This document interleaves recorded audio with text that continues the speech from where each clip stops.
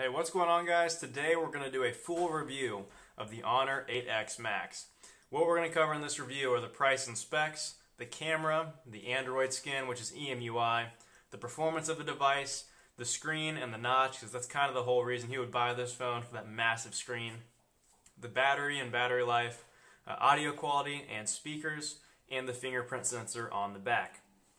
Now, I'm going to have timestamps of all this stuff in the description down below, so if you want to jump around the video, by all means do so. Just click the timestamp next to the category you want to see down in the description. I'll also be doing a full comparison of this phone and the Mi Max 3 here very soon, so make sure you subscribe if you want to see that content. Now, price and specs. This phone's about $250 to $260 for the variant that I got. I paid about $277 for it after shipping. I ordered it from AliExpress. I'll also have a link to that down in the description. Just be aware it is the Chinese variant of the phone, so depending on your country or your region, it might not work for you on your LTE bands. So double check that with your carrier to make sure to work for you. I'm on AT&T here in the US, and my LTE on this phone has basically been non-existent, which I knew before buying the phone. I just wanted to check it out anyway because it looked like an awesome phone for the money. Now, specs: Snapdragon 636.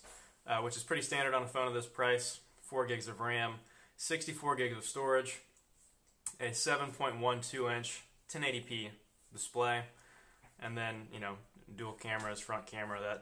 That spec's not that important to me on a phone of this price. I just care about how the pictures look, so that's the approach we're going to take here. Now, a couple things I want to call your attention to here when we're looking at the phone hardware-wise. Down at the bottom, we've got a headphone jack. That's awesome. But right there, smack in the middle, is a micro USB port. That's one of the ways that they skimped on the price there. No USB-C, it's micro USB. Now, as far as having a phone with a little bit less RAM and storage, I don't mind that at all if you have an SD card slot, which on this phone you do. So you can expand the storage if you want. That's a pretty cheap way if you want 128 gigs of storage. But the micro USB, just, man. Like, I still have a lot of devices, and I'm sure you guys do too, that use micro USB, like portable speakers you're recharging, or maybe even wireless headphones that use micro USB. But a lot of phones are switching over to USB-C, and since I've got a couple of different phones, having micro USB is kind of a pain in the butt, but it is what it is. Beggars can't be choosers. The phone's only a couple $100. Now, the camera, and I'm going to show you guys some camera samples as well as take a picture here on screen. Now, these camera samples, I hesitated even showing you guys these because there's only so much you can see on camera.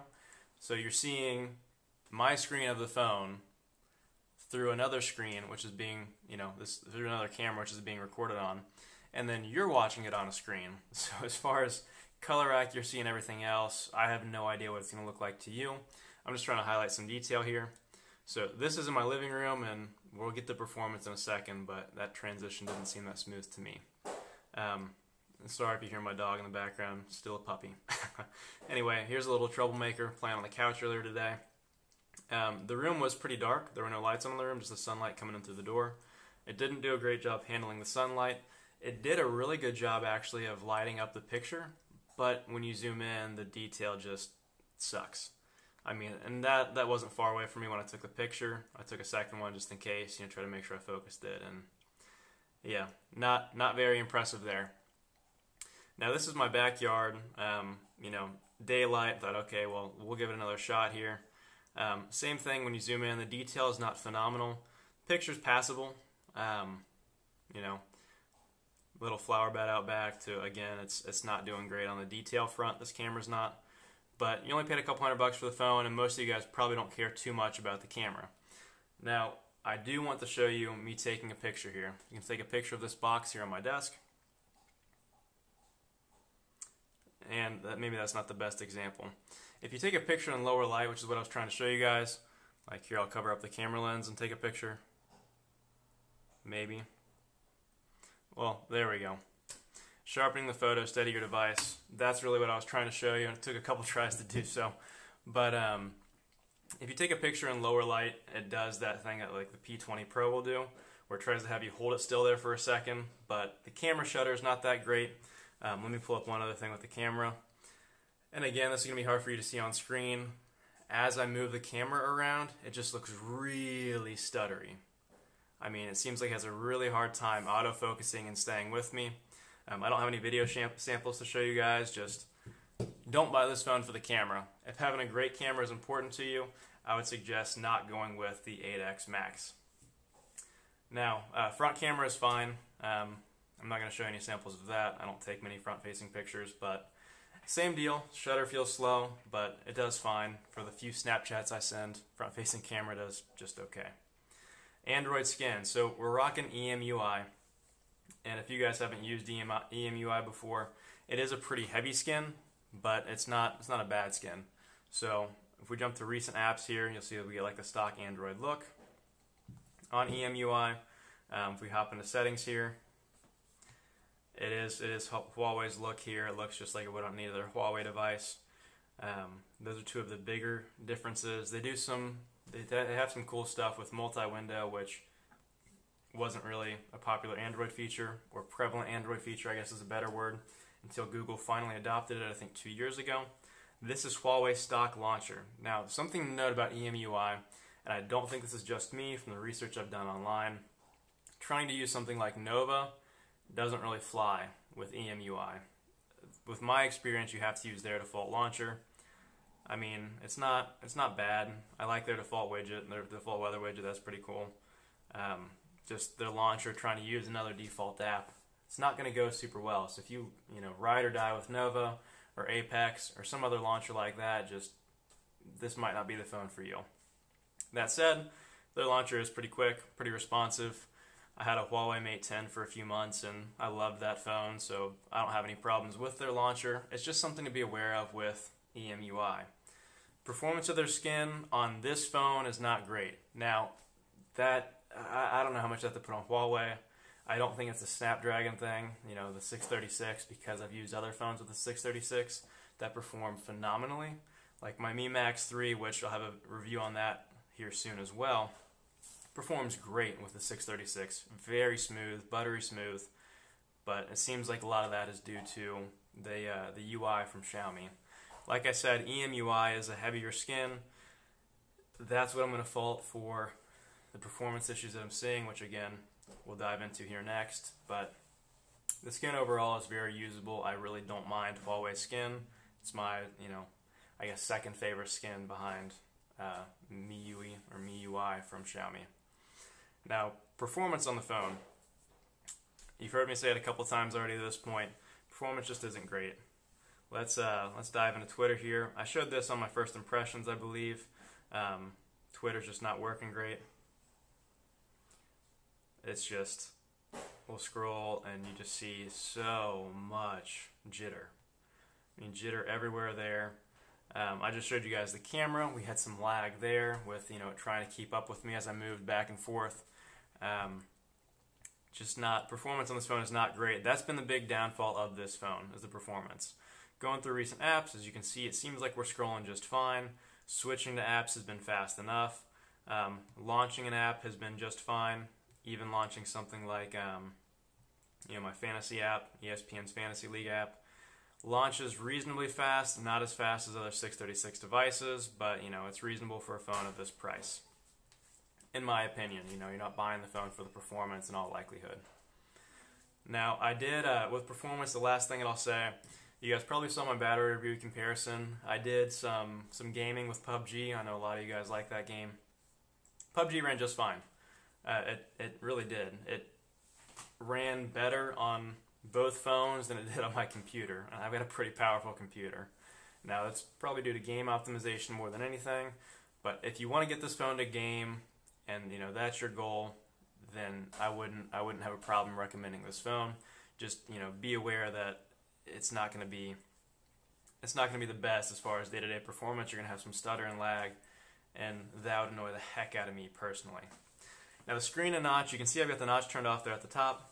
If you slide down from the top of the phone, like on every phone I've tried to this point with the notch, you do see it there on the notification shade, which really bugs me. I don't think it'd be that difficult to turn it off in software. I don't know if companies are lazy or what, but the OnePlus 6, that was one of my big complaints with that phone. The notch on this phone is so small, though, it really doesn't bother me. So The problem with bigger notches, like on the iPhone, iPhone 10 and 10s, what you see is the notch is so big, and Apple just is Apple and whatever. You can't even see your battery percentage there top right. It just shows the icon. Now on Huawei here, you can, obviously, you can stick the percentage inside the battery icon so you can make it out. When you can turn off the notch, I don't mind it too much, especially if the notch is smaller. That is growing on me a little bit, with the caveat of, unlike the Google Pixel 3 XL, when you turn off the notch, everything there that's in the status bar just gets blacked out there, so the screen still feels pretty usable. I mean, that's good enough for me, honestly. So the notch I don't mind too much. I will say though, if you're doing PUBG, so you obviously have the phone like this, it did push all the way over. The UI did not stop there at the notch. It did push all the way over to the side. That could just be a optimization thing on Huawei's side, and they'll be pushing out an update soon. I will say I have gotten one over-the-air update since I've had this phone, and it did help performance a little bit, but it's still pretty stuttery overall. So the screen does look a little bit washed out overall, in my opinion, but it's not bad. Now, I used to sell TVs, and the thing with selling TVs is you get somebody in the store. This is a pretty good example. You get somebody in the store, and they're looking at, okay, I've got a budget for, let's say, $500 for a TV or $1,000 for a TV. And that's all I can spend. But man, this TV over here that's $2,500, that looks way better. It's like, well, yeah, no duh, it looks way better. It's twice the price. But at the same time, you have to remind the people. It's like, all right, man, look, that TV that's $2,500, it looks so much better than everything else. That's because it's right next to it. Once you get this TV that you can afford home, and you're looking at just that, and there's no other TV around, it's going to look phenomenal. You know, you're not going to even think about that other TV. It's going to look great. And that's kind of how I feel about the screen on this phone. It looks washed out comparing to my Mi Mix 2S, which is a phone that's, you know, almost 3 times the price, or at least was when it came out. But when you have the phone just by itself, the screen doesn't look bad. If you have it next to an OLED screen on an iPhone XS Max or a Note 9 or something like that, a phone that has a great OLED screen, of course it's going to look washed out. But just by itself, it doesn't look bad at all, and it doesn't bug me. Everything looks crisp. Streaming videos on YouTube, which I've done a lot on this phone, it looks, you know, fine. There's no pixelation or anything like that. I haven't had a complaint with the colors on the screen or anything like that. The screen's good. It is. It's just, if you're, you know, getting this phone as a gaming streaming phone in addition to some smaller phone that you have, maybe you have an S7 or something like that, you're going to notice the difference in screen, but by itself, it's fine. Now the battery. I did a battery comparison between this phone and the Mi Max 3. The battery's pretty solid. Now, I did a standby drain test on the phone as well. Over 12 hours. It was really about 12 and a half hours. The phone just on standby, didn't do anything on it, just let it sit. On Wi-Fi, so it wasn't on cell data, it was only on Wi-Fi. It lost 1%. 1% in 12 and a half hours. That's phenomenal. So as much as I've complained about Huawei's UI here, EMUI being optimized for this phone and being heavy, standby drain was phenomenal. I mean, I'm truly impressed that it was that good. That's pretty unheard of. For comparison, the Mi Max 3, which has a bigger battery, had 3% of standby drain versus the 1% that we had here on the 8X Max. So standby drain's great. You're not going to really lose any percentage overnight. You might wake up with the exact same percentage you went to bed with. But again, this was on Wi-Fi, not cellular data. But the battery life's been good on this phone. I don't have any issues getting to 8 hours screen on time, realistically. Even 9 or 10, depending on what I'm doing. So depending on how heavy you're using this phone, you should probably get 2 days out of it. Now me personally, I still charge it every day and a half when I'm using it like that. But, you know, if you're getting, you know, 4 or 5 hours of screen on time a day, you're going to get 2 days out of the phone. And my personal benchmark is if I can get 5 to 6 hours screen on time, that's a solid day of use on the phone. Most days are less than that as far as how much I'm actually using the phone because I'm at work and things like that. But yeah, shouldn't have any problem getting 2 days of use on this phone unless you're gaming super heavy or something like that. Then more like a day and a half. Audio and speakers on this phone. So you've got up here at the top, I showed this in my first impression video as well, you do have this nice grill here at the top of the phone.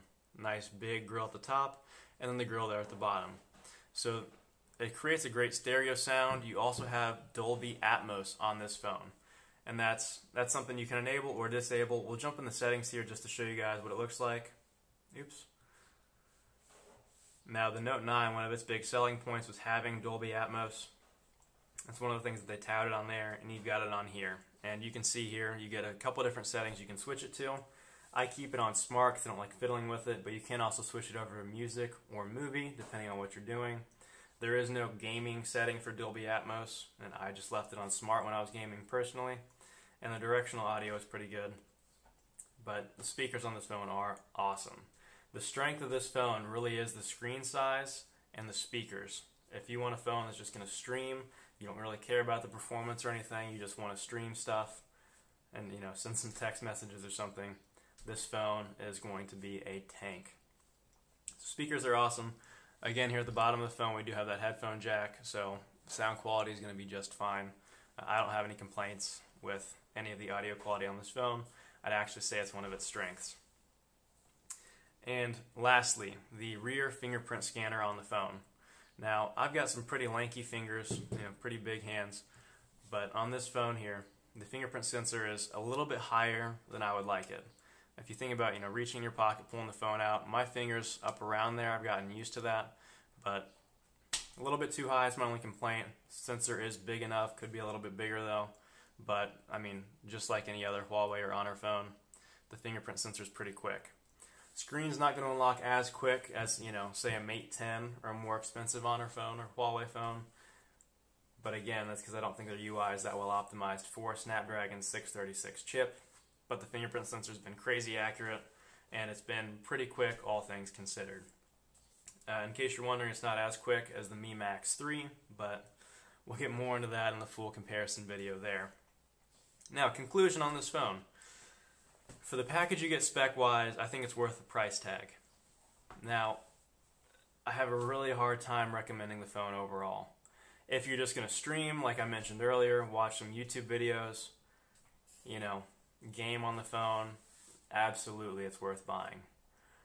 But because of the performance issues that I'm seeing everywhere, because I don't take a ton of pictures, but just to show you guys this again, because this was just bizarre. And hopefully this is picking it up on camera there. You can see the faster I move it, the more it just kind of stutters, to try to make that more obvious for you guys to see. I would go with something else at this price point. I've heard the Honor 8X is a much better bang for your buck. It's a 6.5 inch screen instead of a 7.12, so it's going to be more manageable in day-to-day use in my opinion. It still has a notch on it, still has micro USB instead of USB-C. But it has the Kirin 710 chip in there. That's Huawei's own chip. So you've got Huawei software with their own chip. I haven't tested out the 8X, but my speculation would be it would run a lot better than the 8X Max. I mean, I think Huawei has a good base here, a good baseline of a phone to carry on and build off of, but I would not recommend buying this phone personally. Again, something in that price range, go for the 8X, go for the Mi Max 3, or something else, even something used on a website like Swappa. Anyway guys, that's been my full review of this phone. Thank you so much for watching, and again I'll have videos out very soon on the Mi Max 3 review and a full head-to-head comparison between the Max 3 and the 8X Max. I'll catch you guys in the next one.